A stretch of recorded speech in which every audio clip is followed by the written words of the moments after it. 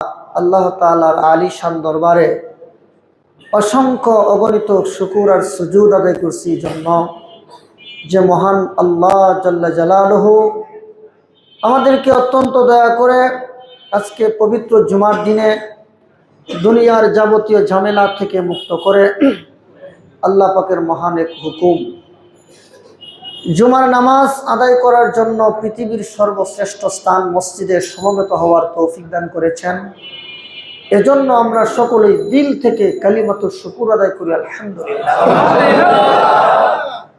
সম্মানিত উপস্থিতি, আমি আপনাদের খেদমতে পবিত্র কোরআন শরীফের 30 নম্বর পারা থেকে একটি সূরার শুরুর দিকে কতগুলো আয়াতে কারিমা তেলাওয়াত করেছি।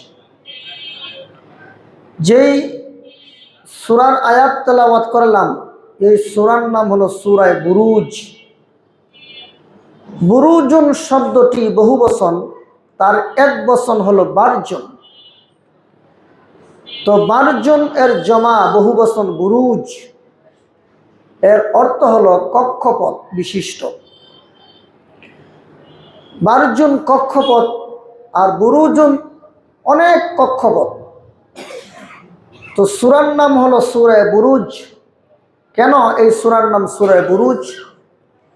মুফাসসিরিনে কেরামের পরিভাষায় তার নামকরণ করা হয়েছে এইভাবে, তাসমিয়াতুল কুল বি ইসমিল জুজ, অর্থাৎ এই সূরার একটা অংশকে কেন্দ্র করে পুরা সূরার নামকরণ করা হয়েছে সূরা বুরুজ।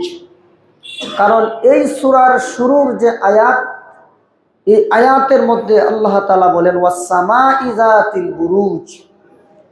এই প্রথম আয়াতে বুরুজ শব্দটি উল্লেখ আছে, এই জন্য এই সূরার নাম হলো সূরা বুরুজ।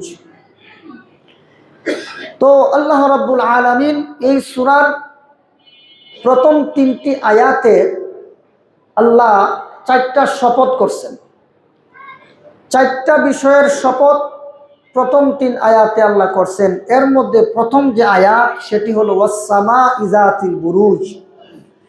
আল্লাহ তাআলা শপথ করলেন কক্ষপথ বিশিষ্ট আসমানের। 2 নম্বর ওয়াল ইয়াউমিল মাউউদ, কিয়ামত দিবসের শপথ করছেন।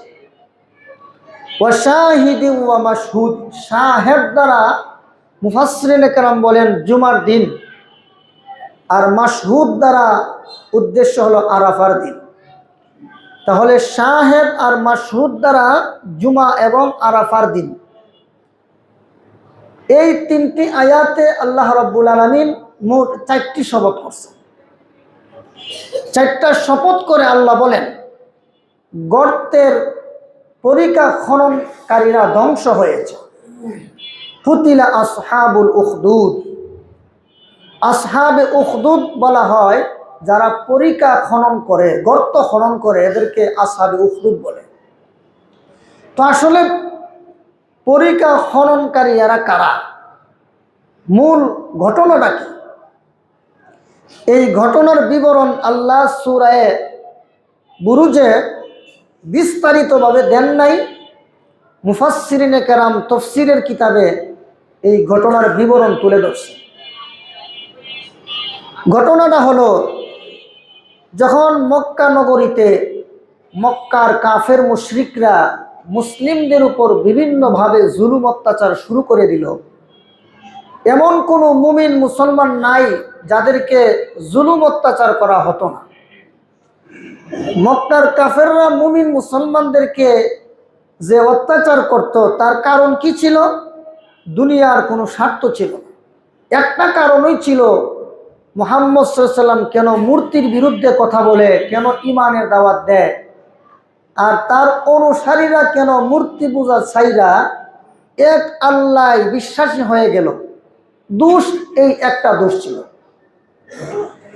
মুমিন মুসলমানদেরকে মক্কার কাফের মুশরিকরা সব ধরনের জ্বালা যন্ত্রণা জুলুম অত্যাচার করত।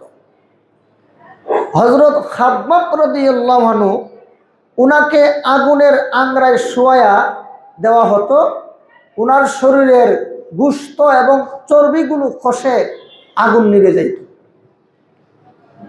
তো হযরত খাব্বাব রাদিয়াল্লাহু আনহু তিনি একবার ওনার জামাটা খুলে তার পিঠটা হযরত উমরকে দেখাইলেন। হযরত উমর ওনার পিঠ দেখে চমকে উঠলেন, আতঙ্কিত হয়ে গেলেন যে এই রকমের পিঠ আমার জীবনে কোনোদিন দেখি নাই। পিঠের মধ্যে কোনো গোশত নাই, কিচ্ছু নাই, শুধু হাড্ডিগুলো দেখা যায়। তখন হযরত খাব্বাবকে বলে, খাব্বাব এমনটা হলো কিভাবে? তখন খাব্বাব বলেন যে হুজুর, আমি ঈমান আনার কারণে মক্কার কাফেররা যে আমাকে নির্যাতন করত, আগুনের আংরাতে শোয়া দিত, এটা হলো তার কিছু একটা চিত্র। শুধু মুমিন মুসলমান পুরুষ না, নারী যারা, তাদেরকে অত্যাচার করা হতো। অত্যাচার জুলুম নির্যাতন যখন করা হতো তখন সাহাবায়ে কেরাম আল্লাহর নবীর কাছে এসে বলতেন, হুজুর আল্লাহর সাহায্য কি আসবে না? আপনি তো বলতেছেন আল্লাহর সাহায্য আসবে, তাহলে আর কবে আল্লাহর সাহায্য আসবে? 1 বছর 2 বছর না তো 13 বছর মক্কায় নির্যাতন করা হয়েছে। রসুল বলেন আল্লাহর সাহায্য তো আজ নয় কাল অবশ্যই আসবে, তবে আল্লাহর সাহায্য আসার আগে যদি তোমাদের মরণ হয়ে যায়, আমি নবী, আমি তো আর মিথ্যা কথা বলি না, কাফেররাই তো আমাকে বলছে আমি সত্যবাদী আল আমিন। আমি নবী ঘোষণা দিলাম, যদি আল্লাহর সাহায্য আসার আগে তোমরা শাহাদাত বরণ করো, আমি রসুল ওয়াদা দিলাম আল্লাহর তৈরি জান্নাত তোমাদের জন্য ওয়াজিব হয়ে যাবে। এইভাবে রাসূল করিম সাল্লাল্লাহু আলাইহি ওয়াসাল্লাম সাহাবায়ে কেরামদেরকে সান্ত্বনা দেন। আল্লাহ কোরআনের বিভিন্ন আয়াত এবং সূরা নাজিল করে নবীকে সান্ত্বনা দেন, সাহাবীদেরকে সান্ত্বনা দেন, আর বলেন, ও সাহাবীরা, ইসলামের জন্য, আল্লাহর জন্য শুধুমাত্র তোমরা যে ত্যাগ স্বীকার করো, তোমরা যে সবকিছু বিসর্জন দিচ্ছ, বিষয়টা কিন্তু এমন না, বরং তোমাদের আগেও অনেক মুমিন মুসলমান ইসলামের জন্য ত্যাগ স্বীকার করছে, বিসর্জন দিছে। শুধু মুমিনরা নামাজেই সীমাবদ্ধ ছিল না, বরং বহু অন্যায় ও বিচারের সম্মুখীন হয়েছিল। যে যত বেশি আল্লাহর নিকটবর্তী ছিল তার উপর তত বেশি জুলুম অত্যাচার করা হয়েছে। দেখবেন আপনারা, যে আসলে একটু ভালো চলতে চায়, যে একটু মানে সঠিক পথে চলতে চায়, তো শয়তানের অনুসারীরা তাকে ভালো থাকতে দেয় না। যারা নির্ভয়ে নির্বিঘ্নে কথা বলতে চায়, তাদের কণ্ঠকে স্তব্ধ করে দিতে চায় শয়তানের দল। তো এটা শুধু এখন না, রাসূলের জামানার বহু আগ থেকেই চলে আসছে। যারা একটু হক কথা বলে, যারা অন্যায়ের বিরুদ্ধে বলিষ্ঠ কণ্ঠস্বর হয়, তাদেরকে দমন করতে চায়, তাদেরকে দমিয়ে রাখতে চায়। এটা শুধু আমাদের এই জমানায় নয়, বরং কোরআন নাজিলেরও বহু আগ থেকেই এই সিস্টেম চালু হয়ে আসছে। তো আল্লাহ রাব্বুল আলামিন আমাদের নবী এবং সাহাবীদেরকে সান্ত্বনা দেওয়ার জন্য, ও মুহাম্মদ আর মুহাম্মদের অনুসারীরা, শুধুমাত্র তোমরা ইসলামের জন্য কষ্ট স্বীকার করো এমনটা নয়, বরং তোমাদের আগেও বহু এমন ঘটনা আছে যারা ইসলামের জন্য, আল্লাহর জন্য ত্যাগ স্বীকার করছে, এমন বহু ঘটনা আছে। এমন একটা ঘটনার বিবরণ দিয়ে আল্লাহ সূরা বুরুজে একটা ঘটনা আল্লাহ নাজিল করেন। ঘটনাটা হলো আসহাবে উখদুদের ঘটনা। আসহাবে উখদুদ, কুতিলা আসহাবুল উখদুদ, আসহাবে উখদুদের ঘটনা আল্লাহ সূরা বুরুজের মধ্যে উল্লেখ করছে। আসল ঘটনাটা হলো, রসুল পৃথিবীতে আসার আরো 70 বছর আগে ইয়ামন দেশে নাজরান এলাকায় একজন বাদশাহ ছিল, যে বাদশার নাম হলো ইউসুফ জু নওয়াজ।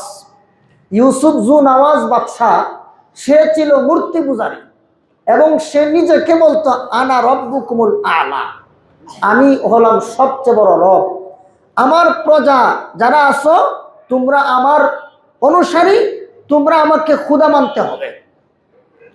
তো বাদশাহ জু নওয়াজ, ইউসুফ জু নওয়াজ, সে ছিল ইয়ামনের বাসিন্দা। তো ইউসুফ জু নওয়াজ সে নিজেকে খোদা দাবি করত, আর তার অনুসারীদেরকে বলতো তোরাও আমারে খোদা মান, হেরাও তাকে খোদা মনে করত। তাহলে পৃথিবীর ইতিহাসে শুধুমাত্র ফেরাউন নিজেকে খোদা দাবি করে নাই, ফেরাউনের নাম বেশি প্রসিদ্ধ, হে বেশি জালেম ছিল, এই জন্য তার নামটা বেশি কোরআনে উল্লেখ আছে। এই ফেরাউন ছাড়াও অনেক নিজেকে খোদা দাবি করেছিল। এর মধ্যে বাদশাহ ইউসুফ জুনাওয়াজ, সেও নিজের কি দাবি করত? খোদা দাবি করত। আমি আপনাদেরকে একটা বিষয়, আপনাদের ইমানকে পরীক্ষা করার জন্য একটা কথা বলব। এই কথাটা যদি কারো কাছে খারাপ লাগে লেখা নেন, ওর ভিতরে ইমানের লেশ মাত্র নাই। আর যদি কেউ মনে করেন যা হুজুর আমরা অন্যায় করি তো ঠিক আছে, কিন্তু কথা তো কি, তাইলে বোঝা গেল কিছুই ইমান আছে, জান্নাতে যাওয়ার আশা করা যায়। আর যদি দেখা যায় যে না, সে রেগে গেছে, চরম হয়ে গেছে, বক্তব্যকে ভুল ব্যাখ্যা দেওয়ার চেষ্টা করছে, হ্যাঁ আমাদেরকে অপমান অপদস্থ করার চেষ্টা করছে, ওর ভিতরে ইমানের লেশ মাত্র নাই। আচ্ছা আপনারা বলেন তো, বাদশাহ জুনাওয়াজ নিজের কি দাবি করছিল? খুদা। এর মানে হইল যে আল্লাহ বলতে কিছু নাই, আমি খুদা, আমারে খুদা মান। বর্তমান দুনিয়াতে নিজের খুদা দাবি কেউ না করলেও, প্রকাশ্যে খুদা দাবি না করলেও, গোপনে কিন্তু সারা পৃথিবীতে যারা ক্ষমতাবান সবাই নিজের খুদা দাবি করতেছে। কেমনে? আচ্ছা বলেন তো, আমাদের দেশটা কি গণতন্ত্রে চলে না? আচ্ছা গণতন্ত্র কি? আপনারা তো রাজনীতি করেন, বিভিন্ন বিষয়ে কথা বলে, এখন কথাগুলো বললে কবি হুজুর রাজনৈতিক বয়ান করে, অনেকের কষ্ট লাগবে। এটা কি রাজনৈতিক বক্তব্য না ইমানি বক্তব্য? আরে হুজুরে তো রাজনৈতিক বক্তব্য দেয় না, হুজুরে ইমানি বক্তব্য দেয়। ইমানি বক্তব্যকে যারা রাজনৈতিক বক্তব্যের সাথে মিলা, বিশ্বাস করেন এরা আর যাই হোক না কেন, এরা ইমানদার না, এরা মুনাফিক। এখন যে কথাটা বলবো এটা রাজনৈতিক কথা না, এটা ইমানি কথা। আমাদের দেশ চলে কার আইনে? আল্লাহর আইনে চলে। আপনারা দল পরে রাখেন, আগে ইমানকে জিজ্ঞেস করেন যে আমাদের দেশ শুধু আমাদের দেশ না, শুধু বাংলাদেশ না, মুসলিম কান্ট্রি আর ইহুদি খ্রিস্টানের দেশ বাদ দেন, বাংলাদেশ, পাকিস্তান, ইরাক, তারপরে সৌদি আরব, কুয়েত, কাতার, যা দেখেন এইগুলো কি আল্লাহর আইনে চলে? আল্লাহর আইনে চলে। কার আইনে চলে? মানুষের আইনে চলে। রাষ্ট্রের কোনো মানুষের আইনে চলে। ওই তো আব্রাহাম লিঙ্কনের আইন, সে যেটা প্রণয়ন করছে ওই আইনে চলে। কি বলেন? ওই আইনে চলে না? অথবা মাও সেতুং, কার্ল মার্কস, এদের যে প্রণয়ন করা বিধান, সংবিধান, সেই সংবিধান মতে দেশ চলতেছে। আচ্ছা বলেন তো, আল্লাহর আইন বাদ দিয়া আমি আব্রাহাম লিঙ্কন, মাও সেতুং অথবা কার্ল মার্কস, লেনিন, এদের আইন মানলাম, তাইলে যারা মানে অথবা যারা মানাইতে চায় এরা যদিও কয় না যে আমরার খুদা হইল আব্রাহাম লিঙ্কন, মাও সেতুং, কার্ল মার্কস, লেনিন, প্রকাশ্যে কয় না, কিন্তু এরার আইনকে আমাদের উপর চাপায়া দিতে চায়, চাপায়া দিয়া বুঝাইতে চায় আসলে আল্লাহ বলতে কিছু নাই। আল্লাহ যদি সত্য হইতো, আল্লাহর যদি ক্ষমতা থাকতো, তাইলে আল্লাহর আইন চলতো। আল্লাহর আসলে কোনো ক্ষমতা নাই, আল্লাহর আইনের মধ্যে কোনো বাস্তবতা নাই, এই জন্য আল্লাহর আইনে দেশ চলতে পারে না। আল্লাহর আইনে দেশ চললে দেশ অচল হবে। দেশ যদি সমৃদ্ধশালী করতে চাও, দেশ যদি উন্নতির পথে এগিয়ে নিতে চাও, তাহলে কার্ল মার্কস, লেনিন আর মাও সেতুং যারা, তাদের আইনে দেশ চলতে হবে। তাহলে আপনি যে দল করেন আমার আপত্তি নাই, তবে এই কথাগুলো মাথায় নিয়েন, যারা আল্লাহর আইনে দেশ চলুক চায় না, অথচ এই দেশটা আল্লাহর জমিন, আল্লাহর জমিন কার বলেন? আল্লাহ। আসমান কার? আল্লাহর। আসমান, জমিন, পাহাড়, পর্বত, মানব দানব, জিন, ফেরেশতা, আমরা যারা আছি সব আল্লাহর। ও দেশটা, জমিনটা আল্লাহ। আল্লাহ তো 1 সেকেন্ডে সব ধ্বংস করে দিতে পারে। তো আল্লাহর দেশ, আল্লাহর সবকিছু, আইন চলবো তোমার বাপ আব্রাহাম লিঙ্কনের না, কার্ল মার্কস আর লেনিনের আইন চলবো। দেশ আল্লাহর, জমিন আল্লাহর, সবকিছু আল্লাহর, ফসল দেয় আল্লাহ, পানি আল্লাহর, বাতাস আল্লাহর, সব আল্লাহর। আর ইহুদি খ্রিস্টানের দালাল মালাউনের গোষ্ঠীরা এরা তো আল্লাহর আইন চলবো না, আমার বাপ আব্রাহাম লিঙ্কন, কার্ল মার্কস আর লেনিনের আইনে দেশ চলবো। যারা এই সমস্ত কথা বলে, আল্লাহর কসম খেয়ে বলি একটারও ইমানের লেশ মাত্র নাই। খুশি হন আর বেজার হন, আমার কিছুই আসে যায় না। কিছু হইল বেশির থেকে বেশি করবেন, হুজুর জানগা তো কি হইব? আল্লাহ কি আমার খাওয়াইব না? কুকুর রেখে খাওয়ায়, বিলাই রেখে খাওয়ায়, রাস্তাঘাটে কুত্তায় হোকটা যে মোটা, এগুলো কোনো ব্যাংক ব্যালেন্স আছে? এদের কি গুলা ভরা ধান, পুকুর ভর্তি মাছ আছে? নাই। তো ওরা খায় কেন? আরে কুকুর বিড়ালে খাইতে পারলে আমরা খাইতে পারুম না? আমরা তো আশরাফুল মখলুকাত, বরং আল্লাহ সম্মানজনক ইজ্জতের সাথে আরো ভালো খাওয়াইব। জোরে কোন ঠিক? এই জন্য যদি ইমানের সাথে মরতে চান, জমিনটা যেমন আল্লাহর, বাতাস আল্লাহর, গাছপালা, নদী নালা, রিজিক যেমন আল্লাহর, আইনটাও চলবো আল্লাহ। জমিন আল্লাহর, আইন চলবে আল্লাহর। আমাদের উপরে আসমান আছে, আমাদের মাথার উপরে। এই যে আমাদের মাথার উপর সূর্য কত গুণ বড়? 13 লক্ষ গুণ বড়। পৃথিবী থেকে সূর্যটা 13 লক্ষ গুণ বড়, আমাদের মাথার উপর দিয়ে আসা যাওয়া করে। তোমার কোন কার্ল মার্কস আর লেনিন আর মাও সেতুং এমন কোন কেউ আছে কি এই সূর্যটাকে পরিচালনা করার মতো? আর সূর্যটা যদি ভেঙ্গে মাথার উপর পড়ে যাইতো, তাহলে গোষ্ঠী শুদ্ধ উদ্ধার হয়ে যেতাম। জোরে কোন ঠিক কিনা? আল্লাহ কিন্তু সূর্যটাকে আমাদের উপর আনা নেওয়া করে ঠিক, কিন্তু আমাদেরকে বাঁচায় রাখে। তো মুআজ্জিন হাজিরিন, সারা দুনিয়ার যারা রাজা বাদশাহ আছে, বর্তমানে হোক অতীতে হোক, যারা আল্লাহর আইন মানবে না, ওই তো কেউ প্রত্যক্ষভাবে কেউ নিজের খোদা দাবি করে, আর না হয় পরোক্ষভাবে নিজের খোদা দাবি করে। এই দুই দলের বাইরে আর কেউ নাই। জোরে কোন ঠিক কিনা? এজন্য আল্লাহ রাব্বুল আলামিন আমাদের রাসূলকে এবং সাহাবায়ে কেরামদেরকে আল্লাহ পাক ঘটনা শোনাইলেন, ও সাহাবীরা, ও আমার নবীর সাহাবীরা শুনো, ও মুহাম্মদ সাল্লাল্লাহু আলাইহি ওয়াসাল্লাম শুনেন, শুধু ইমানের জন্য কষ্ট বিসর্জন আপনারা করতেছেন এমন না, বরং আপনাদের পূর্বেও অনেক জাতি, অনেক গোষ্ঠী, অনেক নবী রাসূল অতিবাহিত হয়েছে, যারা ইমানের জন্য সবকিছু ছেড়ে দিয়েছে। শুধু তা নয়, বরং আগুন দিয়ে পুরায়া হত্যা করা হয়েছে। বহু লোক দুনিয়া থেকে বিদায় হয়ে গেছে। এর মধ্যে একজন ফেরাউন, একজন দাজ্জাল ছিল বাদশা ইউসুফ জু নওয়াজ। সে ছিল ইয়ামান দেশের বাসিন্দা। রাসূল পৃথিবীতে আসার 70 বছর আগে এই ঘটনা পৃথিবীতে ঘটেছিল। ঘটনাটা হইল, ওই বাদশা ইউসুফ জু নওয়াজের দরবারে একজন জাদুকর থাকতো, জাদুকর। তো জাদুকর সে একদিন বলে উঠলো, বাদশাহ, আমি তো আসলে মনে হয় বেশি দিন বাঁচবো না, আমার শারীরিক অবস্থা ভালো না, তো আমার জায়গায় একজন জাদুকর তো দরকার। আর না হয় তোমার এই কুপরামর্শ দিব কে, ভণ্ডামি করবো কে? জোরে কোন ঠিক কিনা? তখন কয়, আচ্ছা এটা তো ভালো কথা বলছেন, এখন কি করা যায়? কয়, তুমি একটা চতুর, চালাক, মেধাবী এবং মানে খুব মেধা সম্পন্ন একটা ছেলে আমাকে ব্যবস্থা করে দাও, যে ছেলেটাকে আমি আমার যত বিদ্যা আছে সব শিক্ষা দেব। তখন বাদশাহ তার দেশের একেবারে মেধাবী, মেধা সম্পন্ন একটা ছেলেকে, খুব চালাক চতুর একটা ছেলেকে নির্বাচন করলো। নির্বাচন করে বলল যে, জাদুকর, এই ছেলেটাকে আপনাকে দিলাম, আপনি তাকে আপনার যত জাদু আছে সব শিক্ষা দেন। তখন ওই জাদুকর ওই ছেলেটাকে জাদু শিক্ষা দেয়। তো জাদুকরের বাসা আর ছেলের বাসায় মোটামুটি একটু দূরত্ব আছে। তো জাদু শিখতে যায় জাদুকরের বাসা, আবার ফিরে আসে।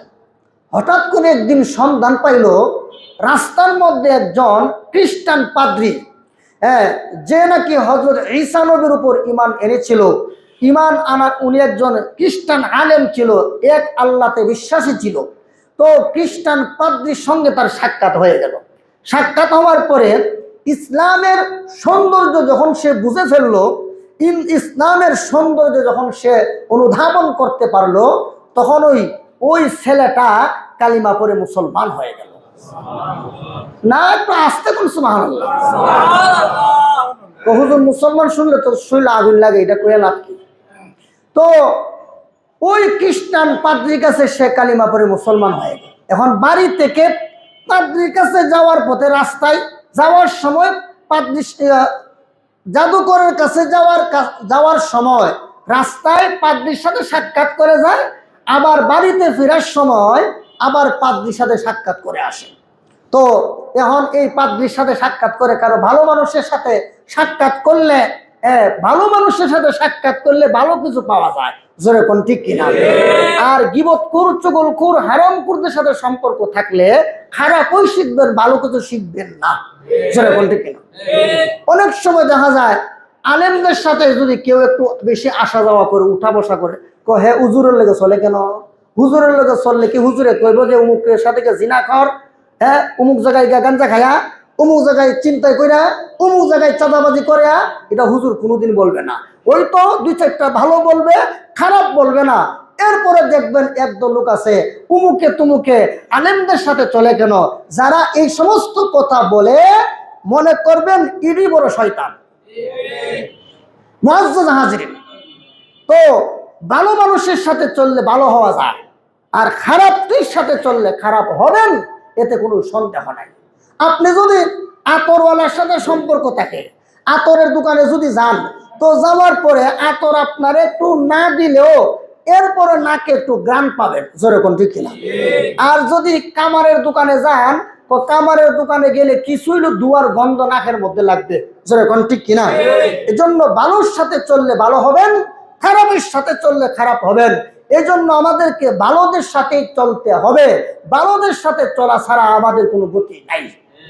মুআজ্জাজ হাজিরিন, তো এইদিকে পাদ্রীয় জিগায়, জাদুকরে জিগায়, কিরে আমাদের সময় সকাল 8টায় তুই 9টায় লিখা এমনি পিঠা, ওর কিছু কইতে পারে না, ইমানের কথা গোপন রাখছে।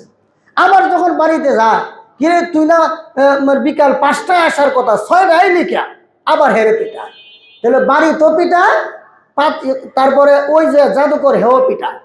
এখন পিটাইতে পিটাইতে শেষ পর্যন্ত এই ইসলাম ধর্ম গ্রহণ করে সে এমন বুজুর্গে পরিণতি হলো, সে এত আল্লাহর এত নিকটবর্তী হয়ে গেল।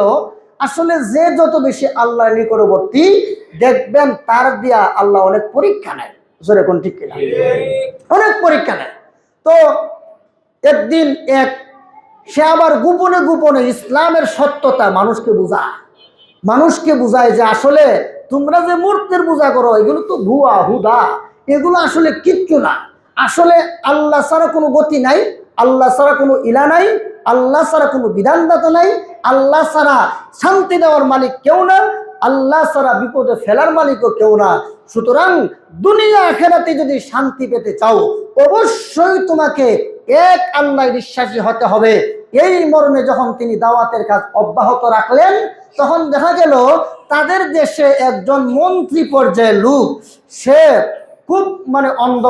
তখন অন্ধ হওয়ার কারণে ওই ছেলেটার কাছে যাওয়ার পরে ছেলেটা জন্ম অন্ধ লোকের চোখের মধ্যে হাত বুলায় দিলে সে ভালো হয়ে যেত, কুষ্ঠরোগ ভালো হয়ে যেত, বিভিন্ন ধরনের রোগী আসলে ভালো হয়ে যেত।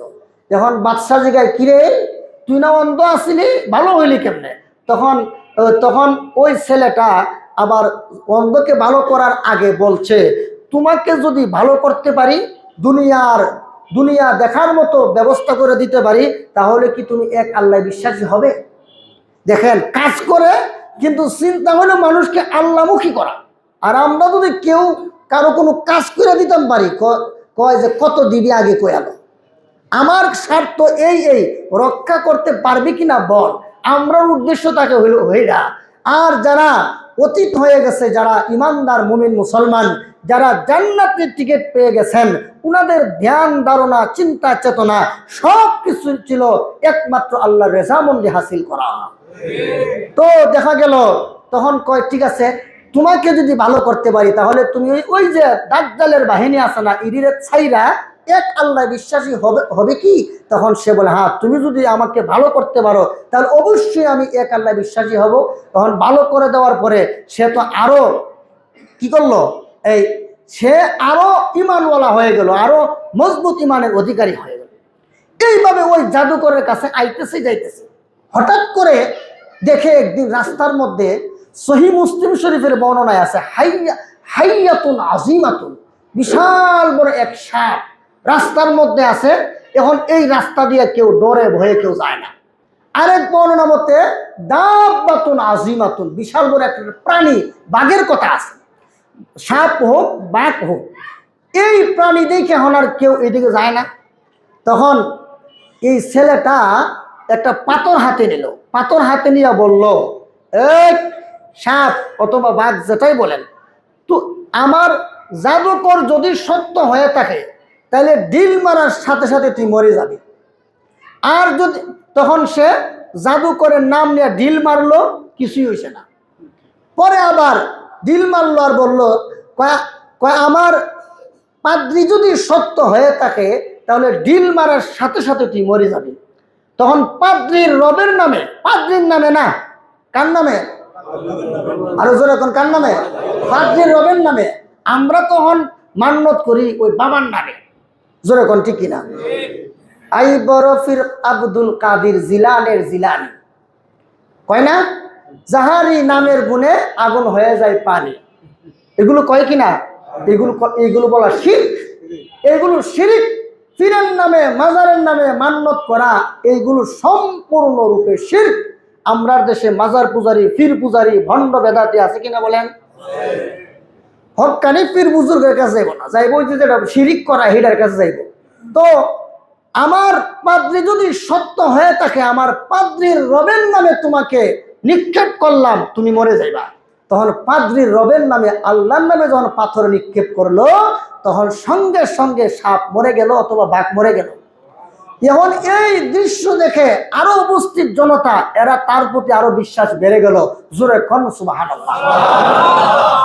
এখন বিশ্বাস বেড়ে যাওয়ার পরে তখন ওই যার চোখ ভালো হয়েছে বাদশা জিগায় যে, তুই যে ইমান আনলি, ইমান ছাড়, আর না হয় তোর খবর আছে। কোনা আমি ইমান ছাড়তাম না, তো তোরে মুসলমান বানাই লোকে, ওই যে দাওয়াত দিল তার উপরে জুলুম আসতেছে। তখন এই আমাকে তো অমুক একটা ছেলে, যার নাম হলো আব্দুল্লাহ ইবনে তামের, নাম কি? আব্দুল্লাহ ইবনে তামের। আমি তফসিরের কিতাবে নামটা বিশ্লেষণ করছি, বিভিন্ন তফসিরের কিতাবে তামেরের জায়গায় সামের, সা দিয়া, তা দিয়াও এবং সা দিয়াও, সামের হোক অথবা তামের হোক, এটা ইমান ধ্বংস হওয়ার মতো কিচ্ছু না। এটা তো মুফাসসিরিনে কেরাম নাম টানিয়া বিভিন্ন রকম মতভেদ করছেন, এই জন্য হয়তো সামের অথবা তামের। তো হযরত আব্দুল্লাহ ইবনে তামেরকে তামেরের সংবাদ দিল অমুক ছেলেটা, সে নাকি বলে, হ্যাঁ দেখছো, হ্যাঁ দুধ খাওয়ায় সাপ পারলাম, হ্যাঁ আমি আরে খাওয়াইলাম, সবকিছু আমার ব্যবস্থাপনায় জাদু শিক্ষা দিলাম, হে যে আমার বিরুদ্ধে কইরে। তখন দেখা যায় আব্দুল্লাহ ইবনে তামের জিজ্ঞেস করলো, এই বেটা, তুই যে এক আল্লাহর দাওয়াত দেস, এগুলো করতে শিখছস? তখন ওই আব্দুল্লাহ ইবনে তামের ওই পাদ্রীর কথা বলে দিছে। তবে পাদ্রীর কথা বলে দেওয়ার পরে পাদ্রী বুড়া মানুষ, বেড়া রান্না দিছে, ফাঁসিতে ঝুলায় শেষ। এখন আব্দুল্লাহ ইবনে তামের কো, তোরেও মারুম, তবে স্বাভাবিকভাবে না, তোরে এমনভাবে মারুম যেমন ইতিহাস হয়ে থাকে, ইতিহাস সৃষ্টি হয়ে থাকে। অলরেডি তোর কথায় অনেক মানুষের মধ্যে প্রভাব বিস্তার করেছে, সুতরাং তোকেও মারবো, তবে স্বাভাবিকভাবে না, অস্বাভাবিকভাবে তোরে মারবো। তখন আব্দুল্লাহ ইবনে তামিরকে প্রথমে বিশাল বড় উঁচু পাহাড়ের মধ্যে নিয়ে উঠাইল, উঠায়া কইল যে, তোমরা তাকে ওখানে নিয়ে ঘাড়ে ধরে ধাক্কা দিবা, আর পাহাড় তো পাথরের, পাথর দিয়া গড়ায় গড়ায় পড়বে, হাত ভাঙবে, পা ভাঙবে, নাক মুখ সব ভেঙে যাবে, তারপরে কষ্ট পায়া মরবো। একেবারে ফাঁসি দিয়া দিলে তো সাথে সাথে শেষ, উপর থেকে ছেড়ে দেওয়া হবে, গড়ায় গড়ায় পড়বে আর মরবে, কষ্ট বেশি হবে। যখন যে দিয়ে ওনারে নিয়ে পাহাড়ের উপর উঠতে গেল, তখন দেখা গেল আল্লাহর কি মর্জি, যারা উঠছে ওখানে সবটি গড়ায় গড়ায় পইরা মরে গেছে, আব্দুল্লাহ ইবনে তামের মরে নাই, জীবিত আছে। আব্দুল্লাহ ইবনে তামের বাদশার কাছে গিয়া কয়, যে ঢেরে পাঠাইছিলা আমার মারবার লাগি, হেডি খতম, আমি আসছি তোমার সাথে সাক্ষাৎ করার লাগি। সুবহানাল্লাহ কন্যা। আর এগুলো তো বানান না ঘটনা, না তাফসীরের ঘটনা, সহিহ হাদিসের ঘটনা। হ্যাঁ, এরপরে কয়, হ্যাঁ সর্বনাশ, আচ্ছা ঠিক আছে, মারবার পদ্ধতি তো খালি একটা না, বহুত রকমের পদ্ধতি আছে, রাখো, আমি তোমারে মারার সিস্টেম আরো বাইর করতেছি। তখন নৌকায় উড়াইয়া সমুদ্রের মাঝখানে এক দল্লিতে পাঠাইলো, বললো যে ওইখানে না ফালাই দিয়ে আল্লাহর কি মর্জি। ওইখানে যাওয়ার পরে যেই মাত্র তারে ফালানোর চেষ্টা করলো, যেটি ফালাইতে চাইছে সবটি বইরা মরছে। আব্দুল্লাহ ইবনে তামেরের জন্য আল্লাহ সমুদ্রের পানিকে একেবারে রুডের মতো করে দিলেন। পানির উপর দিয়ে হেঁটে হেঁটে তীরে চলে আসলেন। এসে বাদশার কাছে গিয়ে, বাদশা সাহেব, আপনি যাদেরকে পাঠাইছিলেন তাদের সকল মরে গেছে, আমি এখনো জিন্দা আছি, আসছি আপনার লগে সাক্ষাৎ করবার লাগে। এখন কয় সর্বনাশ, হ্যাঁ এটা কি এই আশ্চর্য লীলা খেলা। তখন আব্দুল্লাহ ইবনে তামের বলেন, আপনার সব ইচ্ছা হইল আমাকে মেরে ফেলা, তবে শুনেন, ইমানদার একবার ইমান আনলে কোনোদিন মরণকে ভয় করে না। ইমানদার দুনিয়ার সব কিছু বিসর্জন দিতে পারে, ইমান বিক্রি করতে পারে না। আর আমরা দুনিয়ার সব বিসর্জন দিতে চাই না, ইমান বিসর্জন দিতে চাই। সবার আগে ইমানটা বিক্রি করি, এরপরে অন্য দিন। আর সাহাবায়ে কেরাম এবং তার আগেও যারা মুমিন মুসলমান ছিল, এরা সব বিসর্জন দিলেও ইমান বিসর্জন দেয় নাই। আর আমরা মুনাফিকরা আগে ইমানটা বিসর্জন দিয়ে বাকি সব করি। জোরে কোন ঠিক কিনা? মুআজ্জাজ হাজিরিন, তো আব্দুল্লাহ ইবনে তামের বলে, আরে তুমি তো আমার এইভাবে মারতে পারবা, তোমার শখ আমার মারবার? বলে হ্যাঁ। তাহলে মারো, আমি যেমনে কয়ে দিই এমনে মারবা। বলে কেমনে? তুমি আমার উপর একটা তীর মারবা, তীর মারার সময় তুমি এইভাবে মারবা যে এই গুলামের রবের নামে তীর মারলাম। এটা যদি কয়া মারতে পারো তাহলে আমি মরব, আর না হয় জগতের যারাই আসবে আমাকে মারার জন্য, আমার থেকে তো কিছু করতেই পারবে না, বরং যারা আসবে মারার জন্য ওরা ধ্বংস হয়ে যাবে। জোরে কোন ঠিক কিনা? আমরা মনে করি যে ইসলাম ধ্বংস করে দেব না। ইসলাম যারা ধ্বংস করার জন্য আসে, ইসলাম ধ্বংসকারীরা ইসলামের সাময়িক কিছু ক্ষতি করলেও পুরোপুরিভাবে ক্ষতি করতে পারে না, বরং যারা ধ্বংস করতে আসে এরা নিজেরাই ধ্বংস হইয়া যায়। ইউরিদুনা লিইউতফিউ নূরাল্লাহি বিআফওয়াহিহিম ওয়াল্লাহু মুতিম্মু নূরিহি ওয়াল্লাহু মুতিম্মু নূরিহি ওয়ালাউ কারিহাল কাফিরুন। আল্লাহ বলেন যে তোমরা চাও আমার দিনের বাতিটা নিভাই দিতে, আমার দিনের বাতি নিভাইতে পারবা না। কেমনে নিভাবা? কারণ দুনিয়াতে যে দিনের লাইট জ্বলতেছে তার সুইচটা তো আমি আল্লাহর হাতে।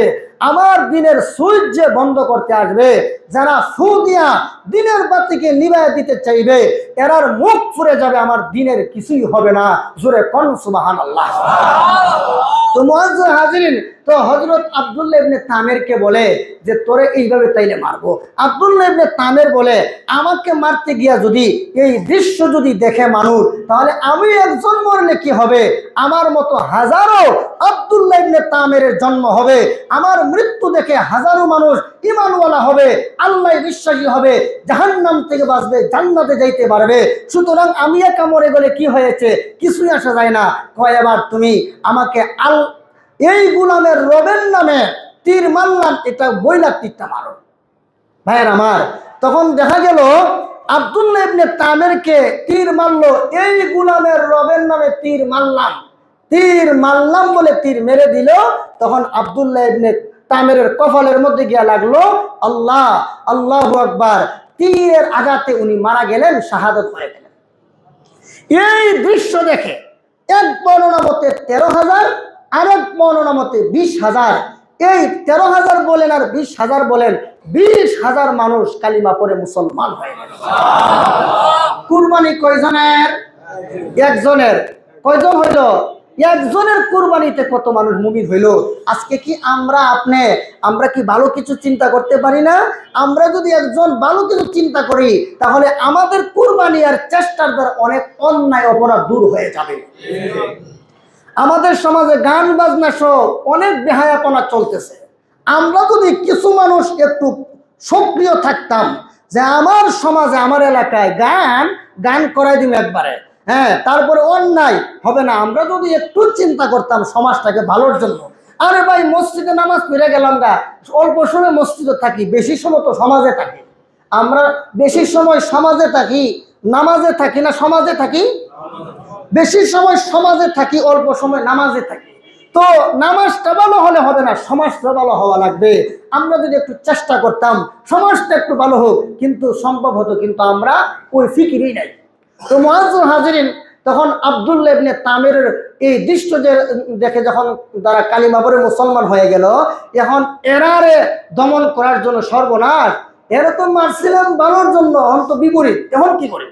এখন বলল রাস্তার মুড়ে মুড়ে তোমরা গর্ত করো, গর্ত করে এই গর্তের মধ্যে আগুন জ্বালাও, আগুন জ্বালায়া যারা ঈমান আনছে সব ফিরে গর্তের মধ্যে ফেলে তাদেরকে মেরে ফেলো। আল্লাহু আকবার। সবার জন্য গর্ত খনন করা হলো, সবাইকে গর্তে ফেলে দিবে। আল্লাহ গর্তে ফেলে দেওয়ার আগে, আগুনে ফেলার আগে আল্লাহ বলে আজরাইল, আমার বন্দারা আমার জন্য ঈমান আনছে, আগুনে পুড়ে মরতে পারে না, এরা আগুনে পড়ার আগে তাদের রুহুটা একেবারে সহজভাবে কবজ করে নিয়ে আসো। জোরে কোন সুবহানাল্লাহ। তখন এই আব্দুল্লাহ ইবনে তামিরের অনুসারীরা ওদেরকে গর্তে ফেলার আগে আল্লাহ আজরাইলের মাধ্যমে তাদের রুহুটা বের করে নিয়ে গেছে। হ্যাঁ, এবং তারা যারা গর্ত খনন করছিল, এরা আবার গর্ত খনন কইরা গর্তের মানে কিনারায় কুরসিতে, হ্যাঁ, চেয়ারের মধ্যে বসে তামসা দেখার জন্য বসছে। আল্লাহ বলেন কুতিলা আসহাবুল উখদুদ, ধ্বংস হোক পরিকা খননকারীরা, ধ্বংস হয়ে গেছে। হ্যাঁ, আন্নারি যাতিল ওয়াকুদ, ওই গর্তের মধ্যে লাকড়ি দিয়া আর আগুন দিয়া ভরে দেওয়া হয়েছে। হ্যাঁ, কুতিলা আসহাবুল উখদুদিন নারি যাতিল ওয়াকুদ ইযহুম আলাইহা কুউদ, ইযহুম আলাইহা কুউদ, আর গর্তের চতুর্পাশে তারা কুউদ, তারা বসে রইল। কেন? তাদেরকে যে মারা হচ্ছে আগুন দিয়া, এটা দেখার জন্য, দেখলে তারা তৃপ্তি পাবে। জোরে কোন নাউজুবিল্লাহ। ইযহুম আলাইহা কুউদ ওয়া হুম আলা মা ইয়াফআলুনা বিল মুমিনিনা শুহুদ। আল্লাহ রাব্বুল আলামিন বলেন, ওই বেঈমান কাফিররা, হযরত ঈসা নবীর উম্মত ছিল তারা তাদের সাথে কি আচরণ করা হয়, ওই আচরণকে প্রত্যক্ষ করার জন্য তারা চেয়ারের মধ্যে বসে আছে, উপবেশন করে আছে। ওয়ামা নাকামু মিনহুম ইল্লা আইয়ুমিনু বিল্লাহিল আজিজিল হামিদ। ওই আল্লাহওয়ালা ইমানদার মুত্তাকিদের কি অপরাধ ছিল? তাদের আর কোনো অপরাধ ছিল না। ওয়ামা নাকামু মিনহুম, তাদের থেকে প্রতিশোধ নেয় নাই, ইল্লা, তবে এই কারণে নিয়েছে, আইয়ুমিনু বিল্লাহিল আজিজিল হামিদ, তারা একমাত্র মহাপরাক্রমশালী প্রশংসিত আল্লাহর উপর ঈমান আনার কারণে তাদের উপরে জুলুম অত্যাচারের স্টিম রুলার চালানো হয়েছিল। ভাইয়ের আমার, একজন দুইজন নয়, এক বর্ণনা মতে 13,000, আর এক বর্ণনা মতে 20,000 আল্লাহর বান্দাদেরকে তারা আগুনে পুড়ায় মারলো। কিন্তু আল্লাহর কি লীলা খেলা, যারা মারতে চেয়েছিল আল্লাহ রাব্বুল আলামিন আগুনকে অর্ডার দিলেন, রে আগুন, তুই তাদেরকে জ্বালানোর আগে, যারা বৈশাখ তামসা দেখতেছে, হ্যাঁ, আল্লাহ বলেন, এ আগুন তুই গর্ত থেকে বিস্ফোরিত হইয়া আশপাশে যেটি আছে এটিরে সব ফিরে জ্বালায়া ছাই খাই করে দে। তখন দেখা গেল আগুন, এদেরকে তো আল্লাহ রুহু নেওয়ার আগে রুহু নিয়ে গেছেন, লাশ পুরাইছেন, আর যারা গর্ত খনন করে তামসা দেখছিল আল্লাহ সঙ্গে সঙ্গে সব ফিরে জ্বালাইয়া বশীভূত করে দিছেন।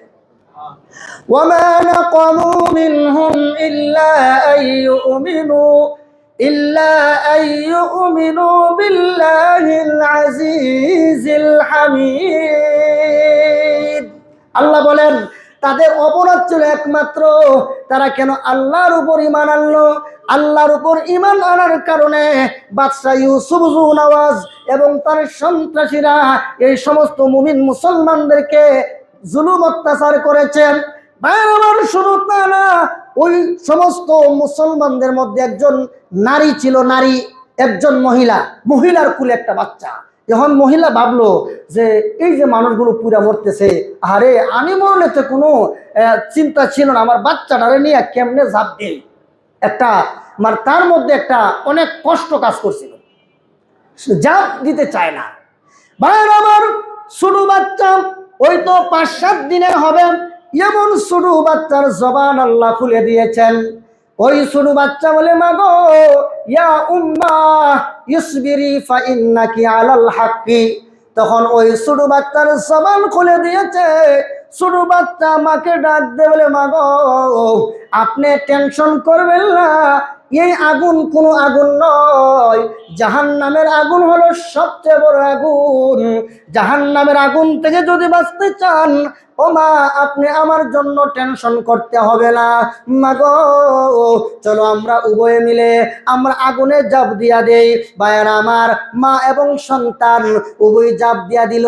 আবার সন্তান মাকে বলেছিল, মা গো আজকে যদিও আমরা এই আগুনে জাপ দিয়েছি, কিন্তু আমাদের জীবন এখানেই শেষ নয়, আমাদের জীবনটা হবে আসল জীবন, আমাদের জীবন হবে জান্নাতি জীবন।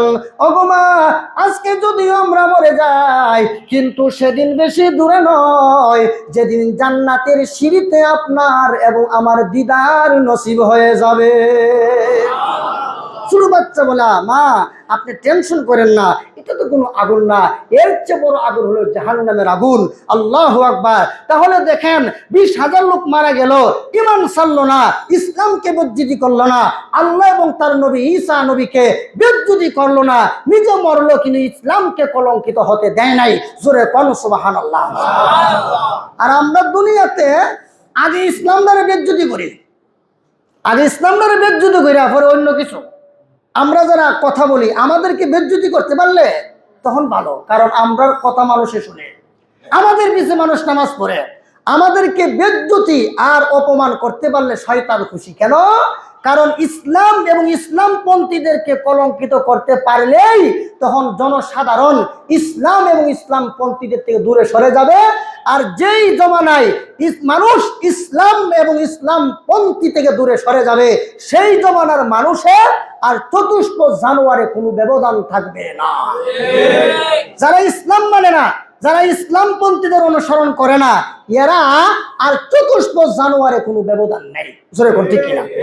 এই জন্য সবকিছু দিয়া দিল, ইসলাম ছাড়ে নাই। কিয়ামত পর্যন্ত সমস্ত মুসলমানদেরকে আল্লাহ তাআলা এই ঘটনা নাজিল কইরা আমাদেরকে শিক্ষা দিলেন, ও মুমিন মুসলমান, শুধু নামাজ পড়লে হবে না, প্রয়োজনে ইসলামের জন্য আল্লাহর জন্য সব বিসর্জন দিবা, কিন্তু ইসলাম বিসর্জন দিও না। অতএব এই ঘটনা থেকে আমাদের ঈমানটা একটু শক্তিশালী হওয়ার মতো একটু উপলব্ধি আমরা করছি কিনা বলেন? এজন্য আমরা সব ছাড়বো, কিন্তু ইসলাম ছাড়বো না। জোরে কোন ঠিক কিনা? মুআজ্জাজ হাজিরিন, তো আমরা ইনশাল্লাহ ইসলামের অপমান সহ্য করব না। আমরা ইসলামকে লালন করব, ধারণ করব। আমার মসজিদে, বাইরে, মহল্লায়, সব জায়গায় ইসলাম ছাড়া কোনো শান্তি নাই। দুনিয়া আখিরাতের শান্তি আর মুক্তির একমাত্র ব্যবস্থা ইসলাম। ইসলাম ছাড়া কোনো শান্তিও নাই, মুক্তিও নাই। আল্লাহ তাআলা আমাদেরকে প্রকৃত মুসলিম হয়ে মরার তৌফিক দেন, আমিন। বয়ান শেষ। তো মুআজ্জাজ হাজিরিন, আমি আজকে আপনাদেরকে একটা সামান্য একটা বিষয়, তো আপনারা রাগ করতে পারেন যে হুজুর কি শুরু করলেন। ভাই শুরু করছি বলতে এটা নবীর জমানাতে শুরু হয়েছে, তো কিয়ামত পর্যন্ত চলবে। তবে সবাইরে দিয়ে আল্লাহ এগুলো করায় না। একই ইট বাটার ইট কোথাও কোনোটাই যে এই জায়গার মধ্যে লাগছে না। আমি যেখানে নামাজ, ইমাম সাহেব যেখানে নামাজ পড়ায়, কোনো ইট কিন্তু এখানেও আছে। আবার কোনো ইটে যেমন বাথরুম, মসজিদের বাথরুম আছে, ওখানেও লাগছে।